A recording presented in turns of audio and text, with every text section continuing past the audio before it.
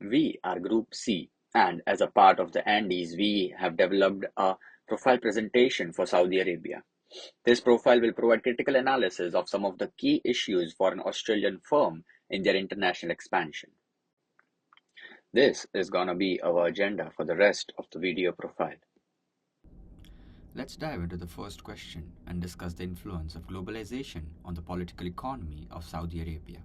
Also, let's discuss the challenges faced by an Australian firm considering to make a presence in Saudi Arabia. We know that the political economy of a nation refers to how the political, economic, and legal systems of a country are interdependent.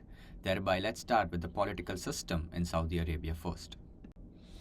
On our axis, Saudi sits collectivist and authoritarian, a centralized monarchy that is the green dot here.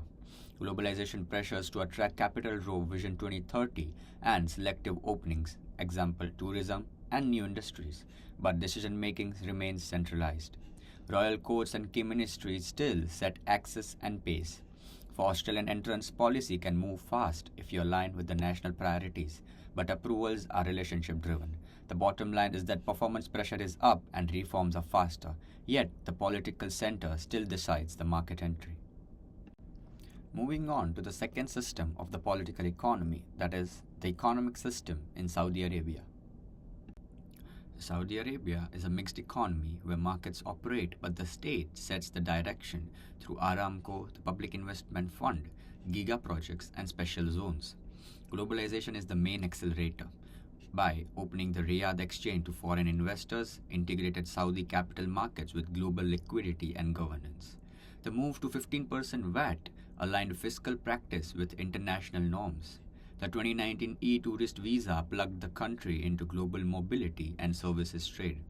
And also the central bank's open banking plus fintech sandbox imported cross-border digital finance standards and competition.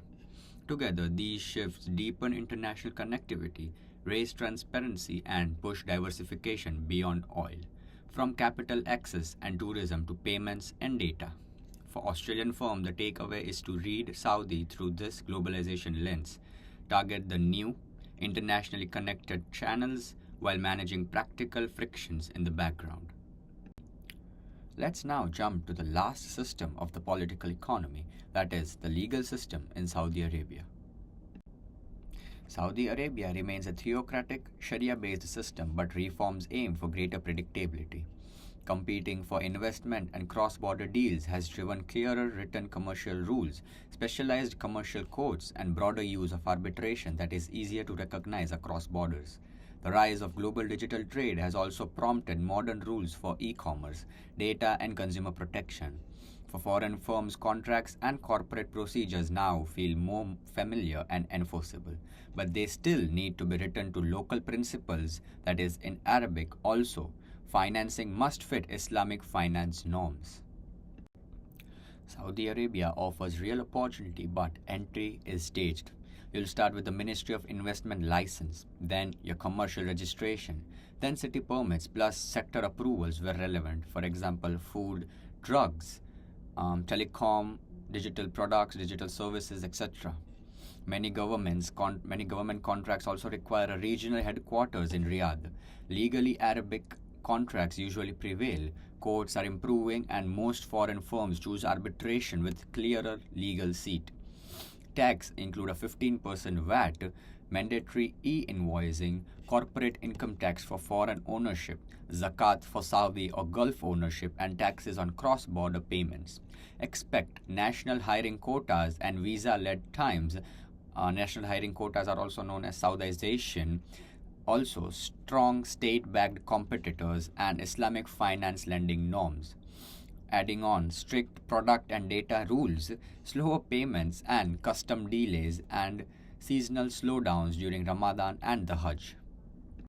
And next up, there's economic versus human development in Saudi Arabia. On the left, you can see the agenda for that. And we're gonna start with the situation in Saudi Arabia today.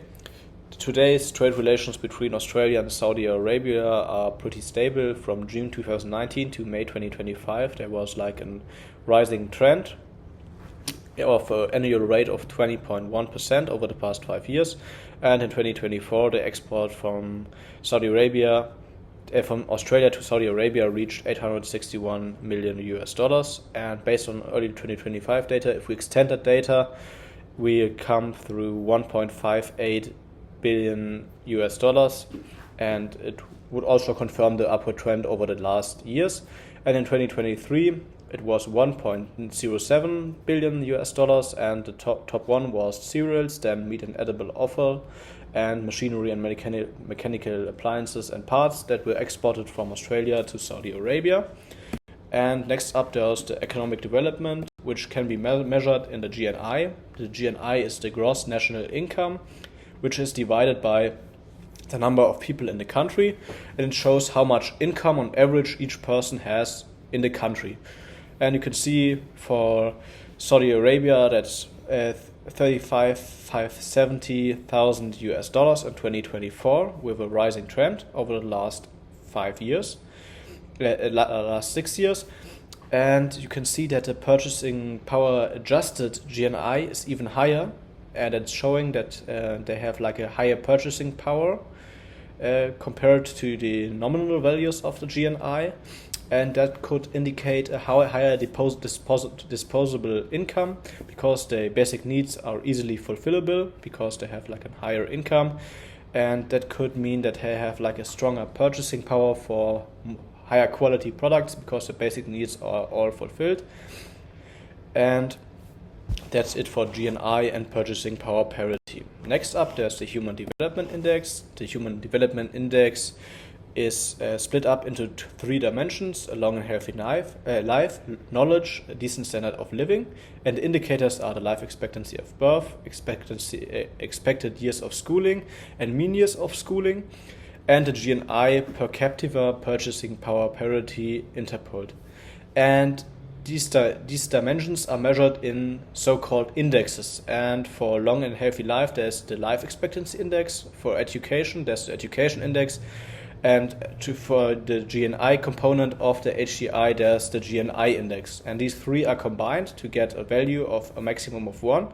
The closer you are to 1, the higher the human development in that country is. And you can see Saudi Arabia has a rising trend in the last 5 years. It increased from 0.87 to 0.9. And these higher living standards can suggest a higher demand for high quality products, because your basic needs are fulfilled. You have like a healthy, well-educated population in that country, and stable income levels, and that would translate into more imports of quality products. And if Australia has like offer and of high quality products, the demand will be there in Saudi Arabia because of the high human development and the rising trends. For comparison and key takeaways, what do GNI, PPP, and HDI reveal about Saudi Arabia's attractiveness? GNI per capita reached 35,570 US dollars in 2024, showing a steady growth rate. The purchasing power parity adjusted income levels were well above the nominal values, and the trade with Australia grew by 20% annually over the past 5 years. HDI showed also a rising trend from 0.87 to 0.901, and this shows just the progress in health, education, and living standards, and signals a skilled, quality-conscious consumer base. But what is more important for Australian firms, I think that the HDI index is more important for Australian firm because it shows a more comprehensive picture of Saudi Arabia's long-term development, and short-term increases of the GNI or PPP could lead to false impression because they only show one component of the 3 components of Human Development Index, which is like too small of a picture for expanding strategy for Australia. Understanding cultural distance is vital when Australian firms expand overseas. This section compares Saudi Arabia and Australia using Hofstede's 6 dimensions and Ronan and Schenker's clusters, highlighting where values align and where deep-rooted differences remain. Hofstede's framework compares national cultures across 6 dimensions, shown in this bar chart. Power distance shows the widest gap, where Saudi Arabia scores 95, reflecting strong acceptance of hierarchy across society, from families to workplaces, with leaders often seen as paternalistic guides. Australia's score of 36 reflects a flatter, more egalitarian culture, where managers consult teams, share information openly, and rely on employees' expertise. Uncertainty avoidance is also higher in Saudi Arabia at 80. Rules, contracts, and religious law provide stability, and risk taking is seen as cautious, while Australia's score of 51 indicates greater comfort with ambiguity and informal problem solving. Individualism and collectivism shows a gap, where Australia at 90 rewards initiative and self-reliance, whereas Saudi Arabia at 48 is more collectivist, with loyalty to family, tribe, and in-group shaping hiring and negotiation. Masculinity is one of the few similarities, around 60 in both countries, meaning ambition and achievement are valued. Yet expression differs. Australia channels it through competition, career success, and sports, while Saudi Arabia links it to patriarchal leadership and gendered roles. The reforms are gradually opening senior positions to women through Vision 2030. Long-term orientation divides the two. Australia 56 is pragmatic, adapting traditions for results, while Saudi Arabia 36 is more normative, favouring absolute truths and quick wins. Finally, indulgence and restraint, where Australians 71 emphasise leisure and personal freedom, compared to Saudi's score of 14, where they're more restrained, with Islamic norms limiting spontaneous recreation. Overall, Hofstede highlights substantial cultural distance, especially hierarchy, collectivism, and restraint, suggesting Australian firms must prepare for formal, relationship-based decisions with rule-bounded environments, even as reforms slowly narrow some gaps.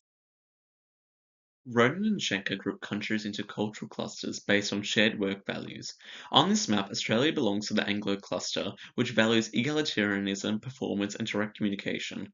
Data from Gupta's 2022 study shows a 99% probability that Anglo cultures fit in this profile, indicating a very consistent orientation. Saudi Arabia classified in the Arab cluster with a 90% probability of belonging, reflecting strong collectivist values, loyalty to in-groups, hierarchy, and rule-based structures. Only a 10% chance links Arab cultures to Confucian Asia. With almost no overlap between Anglo and Arab clusters, the cultural distance is significant, especially in how trust is developed, negotiations unfold, and leadership expectations are framed. For instance, Australians often favour quick, explicit agreements, while Saudis typically prioritise hospitality and personal rapport before formalising deals. While these clusters explain enduring differences, reforms such as Vision 2030 and exposure to global business may gradually soften some boundaries. However, the core cultural values highlighted here remain powerful anchors. These findings show that cultural difference between Australia and Saudi Arabia isn't just theoretical, it's measurable and shapes how organizations operate. For Australian firms, recognizing this gap is essential to crafting strategies that respect Saudi hierarchy, collectivism, and relationship based business norms. Looking first at areas of convergence, Vision 2030 reforms and modernizing Saudi Arabia's economy, encouraging women to join the workforce, opening tourism and entertainment, and diversifying away from oil, according to Khan. Adoption of Western business practices is evident as joint ventures and professional services grow. For example, Deloitte and other global firms now run large offices in Riyadh, introducing international governance and auditing standards. According to Hagler, globalization is reshaping expectations where younger Saudis are now exposed to Western media, global brands, and study abroad opportunities, broadening their views. Yet clear divergence remains. Foster highlights that religious and legal foundations of Islamic values and Sharia law continue to guide governance and daily life accordingly, such as prayer and Ramadan. Patriarchal and collectivist traditions still shape leadership and business decisions, reflecting Hofstede's masculinity expressed through hierarchy. Sahana explores how communication and negotiation styles tend to be indirect and relationship focused, unlike Australia's more explicit, direct, and task-centered style. Together, these forces create a hybrid cultural landscape where global influences blend with the long-standing traditions rather than replacing them. Saudi Arabia is developing a blended cultural space. For Australian firms, cultural intelligence is essential to benefit from reforms while respecting the religious and social anchors that still frame everyday life. Saudi Arabia presents a fascinating case study for international trade theory. For decades, its economy has been dominated by one powerful resource: hydrocarbons, oils, and gas. But under its ambitious Vision 2030 plan, the Kingdom of Saudi Arabia is working to diversify, reducing dependence on oil and expanding into new sectors. To understand how Saudi Arabia might best approach this challenge, we can turn to two foundational theories of trade: Adam Smith's absolute advantage and David Ricardo's comparative advantage. Adam Smith, in The Wealth of Nations 1776, explained that countries should specialize in goods that they can produce more efficiently than others. In other words, if a nation can use fewer resources like labor, capital, or land to produce something, it has an absolute advantage, and it makes sense to focus there. For Saudi Arabia, this idea clearly points to oil and gas. The kingdom has some of the world's largest reserves, and its geology allows oil to be extracted at some of the lowest costs globally.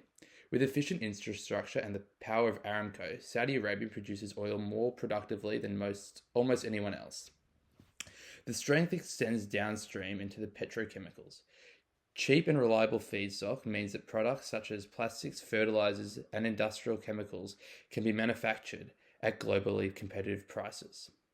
Saudi Arabia also holds significant reserves of minerals like phosphate, bauxite, gold, and copper.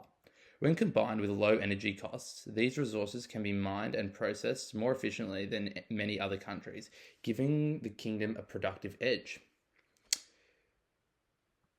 While it may seem less obvious, Saudi Arabia also has become a world leader in the desalination and water management.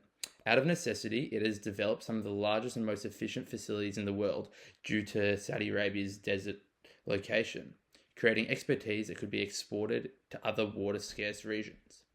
Taken together, Smith's theory suggests that Saudi Arabia should double down on the areas where it is already the most productive: oil, petrochemicals, mineral, and water technologies, using these natural and structural advantages to dominate in the global trade. David Ricardo, in On the Principles of Economy and Taxation, 1817, introduced the principle of comparative advantage. His idea was that trade is beneficial even if one country is more efficient in every industry, because what matters most is opportunity costs, what a country sacrifices by choosing to produce one good instead of another. For Saudi Arabia, this means continuing to build on oil and gas, where the opportunity costs of shifting resources elsewhere would be extremely high. The kingdom earns an enormous returns on its oil exports, so it makes sense to keep this at the heart of its trade strategy. But Ricardo's theory also points out opportunities beyond hydrocarbons. Because energy is so cheap, industries that consume huge amounts of power, such as aluminum smelting, steel processing, and even large-scale data centers, can operate more competitively in Saudi Arabia than in many other countries.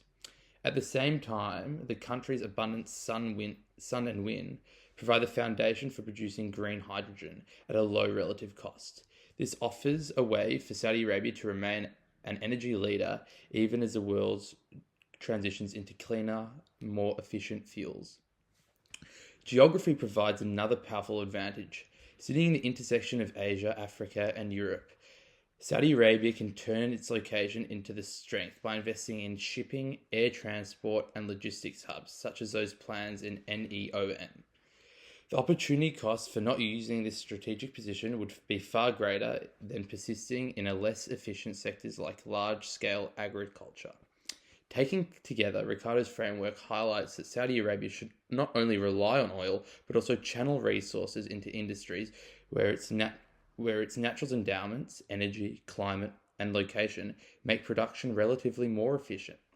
This approach supports the diversification while still protecting the kingdom's strongest advantage in oil.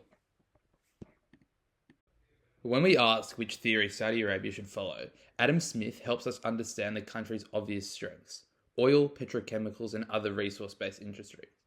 But relying on absolute advantage would risk locking Saudi Arabia into a long-term oil dependence, which is the very issue of Vision 2030 is designed to overcome. David Ricardo's principle of comparative advantage provides a much stronger roadmap.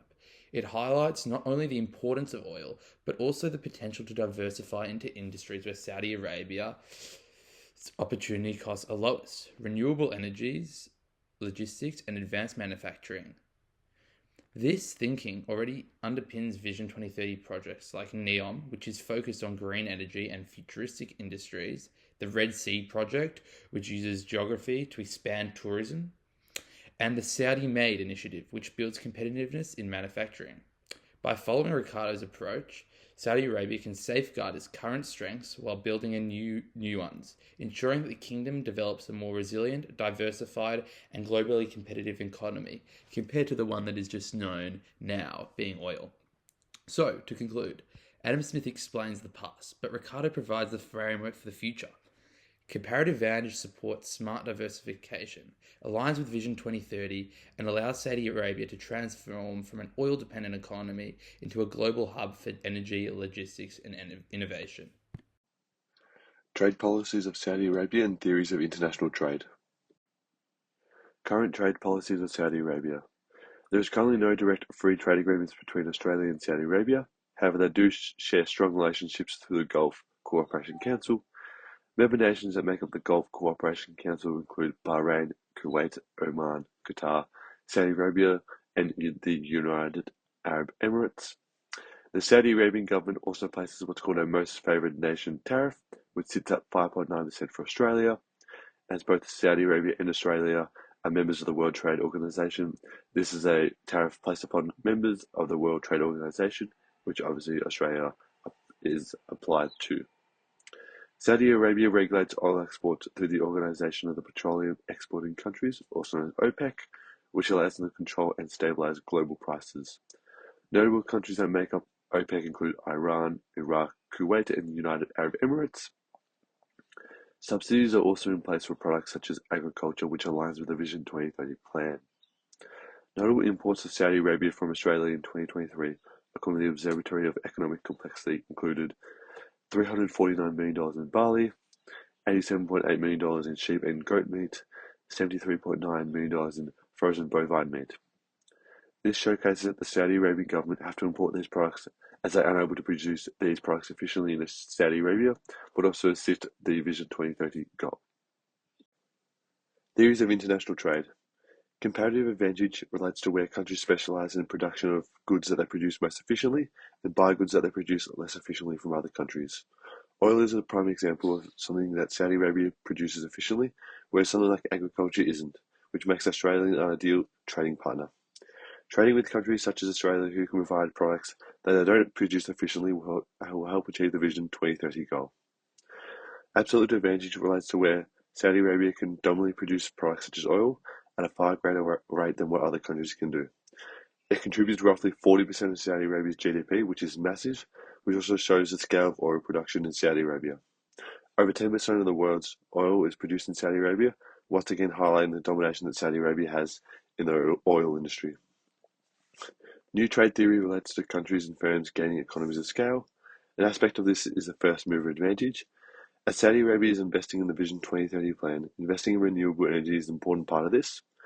Dominating the market will allow Saudi Arabia to maintain significant control over the market in the future years, as they continue to do that, as countries look to reduce their carbon footprint by shifting to more renewable sources such as renewable energy.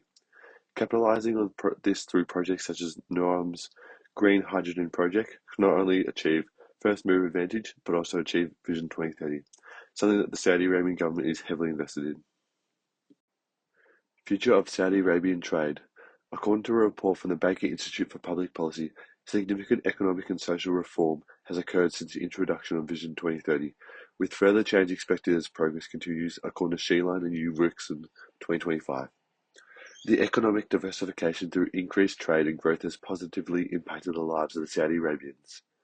The Human Development Index, or HDI, score increased from 0.878 in 2019 to 0.901 in 2023, reflecting the continual progress which is benefiting the lives of the Saudi Arabians every year.